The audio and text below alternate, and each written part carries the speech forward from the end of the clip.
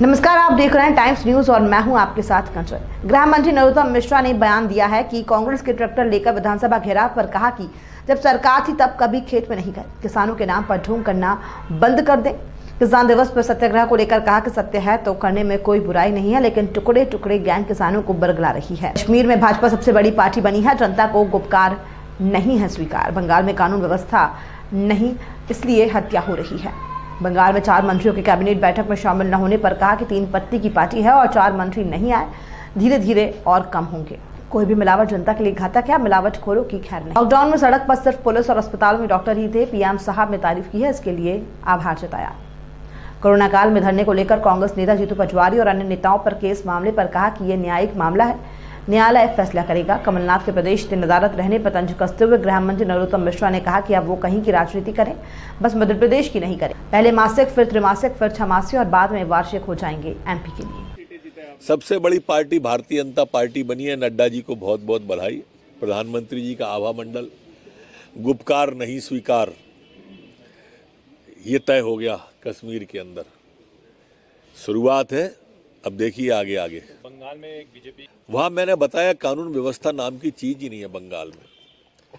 वहाँ अपराधी सरकार चला रहे हैं, निर्ममता दीदी चला ही नहीं रही है, इसलिए निर्ममता से हत्याएं हो रही हैं। राजनीति को राजनीतिक तरीके से करें तो ठीक है।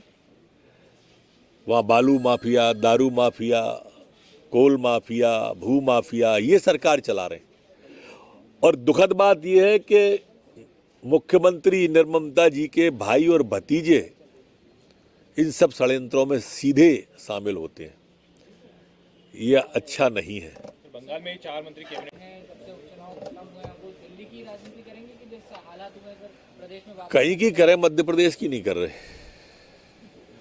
ये मैं पहले भी कह चुका हूं आपको कि परिणाम उपचुनाव का आएगा और वो चले जाएंगे। पहले वो साप्ताहिक होंगे, फिर वो मासिक होंगे, फिर तिमाही और फिर छमाही। इसी तरह से उनका प्रवास मध्य प्रदेश में होगा। ये सीक्वेंस भी अगर टूटे तो मुझे बताना। न्यायालयीन मामला है, न्यायालय तय करेगा कि जमानत लेना है कि नहीं लेना है, उसमें हम थोड़ी करेंगे तय। आभार माननीय प्रधानमंत्री जी का। और वास्तव में मैं आपके सामने कई बार कह चुका हूँ कि उस लॉकडाउन को सफल कराने में हमारे, उस समय मेरे पे दोनों विभाग थे, वो स्वास्थ्य भी था, गृह भी था। तो उस समय सिर्फ अस्पताल में डॉक्टर दिखते थे और सड़क पर पुलिस दिखती थी, अपन सब तो कमरों में थे।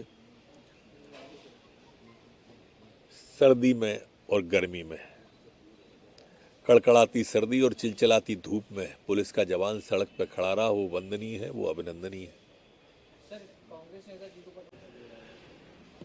अभी अधिकारी जी, एक मंत्री भाजपा में आ गए, 2 छोड़ के चले गए थे। 3 पत्ती की पार्टी है, 4 मंत्री आए नहीं।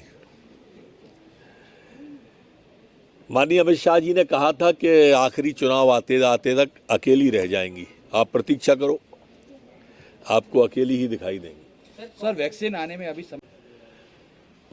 अभी अधिकारी जी, एक मंत्री भाजपा में आ गए, 2 छोड़ के चले गए थे। 3 पत्ती की पार्टी है, 4 मंत्री आए नहीं। माननीय अमित शाह जी ने कहा था कि आखिरी चुनाव आते आते तक अकेली रह जाएंगी। आप प्रतीक्षा करो, आपको अकेली ही दिखाई देंगी। सर वैक्सीन आने में अभी समय, राजधानी भोपाल में किसान आज जुटेंगे, आसपास के भोपाल के सत्याग्रह करेंगे। सत्य का आग्रह कोई भी कर सकता है, बशर्ते सत्य हो। मैं आज तक नहीं समझ पाया, मैंने आप लोगों से पूछा, उनसे भी पूछता हूं, जिसे वो काला कानून कह रहे हैं, उसमें काला क्या है? कोई तो मार्गदर्शन करे। ये टुकड़े टुकड़े गैंग है जो भ्रम फैला रही है, जो भटका रही है।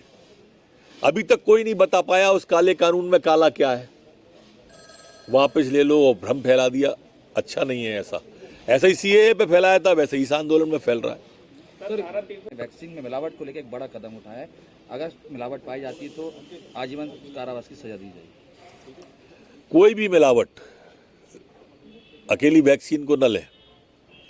हर मिलावट व्यक्ति के शरीर के लिए घातक है, चाहे वो दूध की मिलावट हो, चाहे वो वैक्सीन की मिलावट हो, चाहे वो मावा में मिलावट हो। ये जितनी भी मिलावटें हैं मिलावट पर कसावट का हमारा अभियान निरंतर जारी रहेगा। प्रदेश में कोई भी कितना भी बड़ा होगा, अब खैर नहीं है उनकी, किसी की भी बख्शा नहीं जाएगा कोई। कोरोना के इस बीच में पुलिस क्यों?